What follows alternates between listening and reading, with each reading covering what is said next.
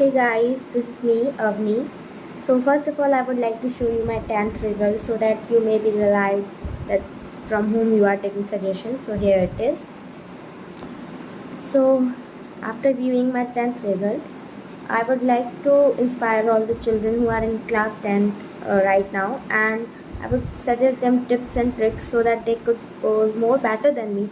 As you can see, I have lost my marks only in English and Hindi, and most probably Hindi. तो हिंदी में क्या हुआ था कि मेरा ना पेपर ही छूट गया था। मतलब मैंने पूरे फुल ईयर मैथ साइंस इसी की प्रैक्टिस की है, हिंदी की प्रैक्टिस नहीं की। और हिंदी का पेपर बोर्ड का आता है बहुत बड़ा, उसमें पत्र भी लिखना पड़ता है और आपठित गद्यांश भी सॉल्व करने पड़ते हैं और फिर चूज़ भी करना पड़ता है कि कौन सा आपठित गद्यांश सॉल्व करें। तो इसलिए मेरा फिर बहुत सारा टाइम मतलब हिंदी लिखना भी मेरा मतलब स्लो था, तो मेरा पेपर ही छूट गया था। नहीं तो मैं आराम से 95 तक स्कोर कर सकती थी हिंदी में। और कि जितने भी टेस्ट हुए थे तो बच्चों के लिए सबसे हार्ड हिंदी ही रहा था। हिंदी क्यों हार्ड था? क्योंकि हिंदी के जो आपठित गद्यांश थे उनके जो आंसर्स थे वो इतने सिमिलर लग रहे थे, मतलब ऑप्शंस इतने सिमिलर लग रहे थे कि सही वाला नहीं ढूंढ पा रहे थे बच्चे, इंक्लूडिंग मी। तो हिंदी का पेपर सबसे टफ था। और इंग्लिश में इंग्लिश में तो इन लोगों ने चेकिंग ही गलत किया है। मतलब मेरे साथ की मेरी एक फ्रेंड थी, उसको भी 92 मिले थे, मुझे भी 92 मिल ही नहीं सकते मुझे, आई नो। क्योंकि मेरा SOF ओलंपियाड, इंग्लिश ओलंपियाड में भी फर्स्ट रैंक रहता है हमेशा। इंग्लिश तो बहुत अच्छी है, बट वो आप कैसी भी प्रिपरेशन करो, बट लास्ट में आप जैसे भी आपके चेकर के पास कॉपी जा रही है तो उससे फिर आपका फ़र्क पड़ता है। तो फिर वो आपका पूरा लक पे डिपेंड करता है। तो कुछ लोग होते हैं कि रीचेकिंग करवाएंगे। रीचेकिंग वैसे मैं सपोर्ट नहीं करती हूँ, क्योंकि रीचेकिंग में इतनी मतलब भाग दौड़ करनी पड़ती है। स्कूल जाओ, स्कूल के टीचर से पूछो कि कौन से क्वेश्चन डालने चाहिए सही होने, मतलब पहले रीचेकिंग के लिए पैसे दो एंड फिर ऑल ऑफ दैट चेक करते रहो।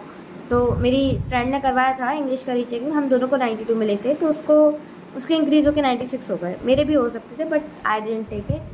तो आई स्कोर 94.6%, अराउंड 95%। तो आई विल टेल यू कि मैंने कैसे किया था। फर्स्ट ऑफ ऑल कि मैंने मैथ्स लिया था बेसिक। मैथ्स में स्टैंडर्ड ले सकती थी, बट मुझे अपने 10th की रैंक ख़राब नहीं करनी थी, क्योंकि मुझे PCM नहीं लेना था, मुझे PCB लेना था। अभी I am currently doing my studies for NEET UG। ठीक है, तो मैंने ली थी मैथ्स बेसिक कि अपनी परसेंटेज क्यों ख़राब करो। वैसे सब ने मुझसे बोला था कि स्टैंडर्ड लेनी चाहिए and that all of that, but मैंने नहीं, मैंने बेसिक ली थी। तो बेसिक ली थी, पर तब भी मैंने मेहनत स्टैंडर्ड वाली की थी। मैथ्स के लिए मैंने पूरी RD शर्मा और पूरी RS अग्रवाल और NCERT तो कम से कम साल में 7-8 बार लगा ही ली थी, 7-8 बार। फिर तो इतनी स्पीड हो गई थी कि NCERT 10th की मैथ्स की 4 घंटे में मैं पूरी लगा सकती थी। ठीक है, और लास्ट और आया एग्ज़ाम में सिर्फ NCERT से ही है। जो सवाल मैंने NCERT के कम से कम 15 बार मैं 15 बार ज़्यादा बोलती, सॉरी, 5-6 बार लगाए होंगे, वही एग्ज़ाम में वही सेम क्वेश्चन मेरे सामने थे। तो दैट वाज प्रीटी इजी। और उसमें भी मैंने मतलब एस्टिमेट था कि मेरे फुल मार्क्स आएंगे, क्योंकि मैंने फुल का गया था पेपर। बट फिर after all it's that checkup पे डिपेंड करता है। अब रीचेकिंग के हम चक्कर काटेंगे नहीं। ठीक है, फिर सेकेंडली साइंस के लिए मैंने NCERT छुई नहीं थी पूरे साल मैंने NCERT नहीं छुई, क्योंकि NCERT से आया भी ज़्यादा कुछ नहीं, मतलब आया होगा, मैंने पढ़ी ही नहीं थी। तो क्या किया था मैंने, तो NCERT करी थी अरिहंत ऑल इन वन से।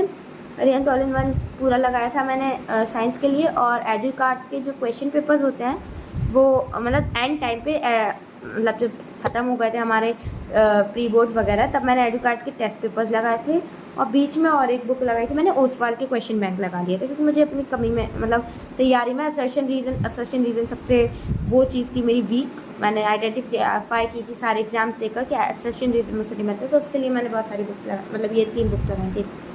फिर साइंस की जो NCERT थी वो मैंने एंड में सिर्फ 2 बार पढ़ी थी, मतलब एक बार प्री बोर्ड्स के टाइम पढ़ी थी, एक बार बोर्ड्स के टाइम पढ़ी थी। लेकिन उससे ज़्यादा मेरा कुछ हुआ नहीं, क्योंकि जितना मैंने ये सारी रेफरेंस बुक से कवर कर लिया था, तो उसके बाद कुछ बचा नहीं था ज़्यादा NCERT से कवर करने के लिए।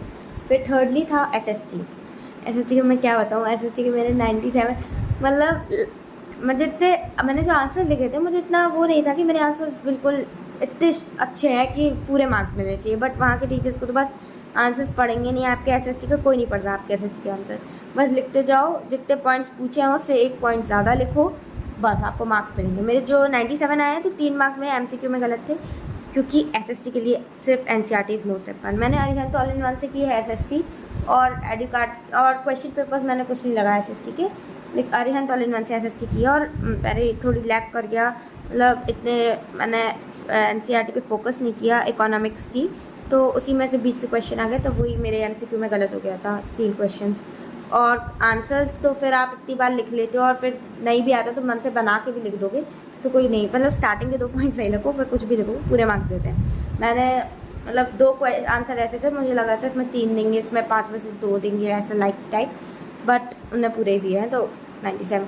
तो और अगर आपको पूरा चाहिए एक्सप्लेनेशन की कैसे मैंने अपनी प्रिपरेशन की, कितने घंटे मैं पढ़ती थी, और अभी मैं आपको बताऊँ नीट की प्रिपरेशन, मेरी 10th की वजह से मेरी नीट की प्रिपरेशन बहुत स्मूथ थी, जो मैंने आदत बना ली थी अपनी 10 में, तो अब 11 में मुझे स्ट्रगल नहीं करना पड़ रहा। तो अगर आप मतलब आप चाहते हो मैं आपको मेंटोर करूँ, तो please like and comment and tell me what next video should I make, so that your improvement I can help it with your achievements, I can help with your grades, so that you could be